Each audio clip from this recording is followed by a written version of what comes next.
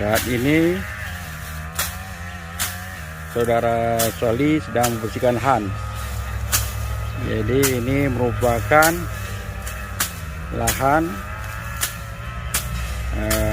yang baru aja saya beli, di mana untuk sampai saat ini perencanaan penggunaan lahan ini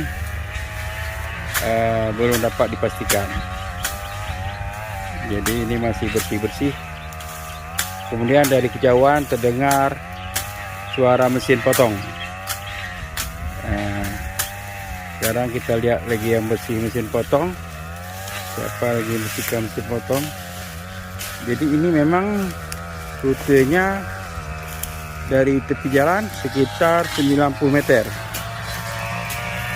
Jadi seandainya untuk berkebun juga cocok, ataupun apa saja yang ditanam, insya Allah berhasil. Jadi ini saya berjalan kira-kira sudah 70 meter dari tepi jalan. Jadi dari batas tanah saya. Ini tampak lahan yang sudah dibersihkan dan yang belum dibersihkan.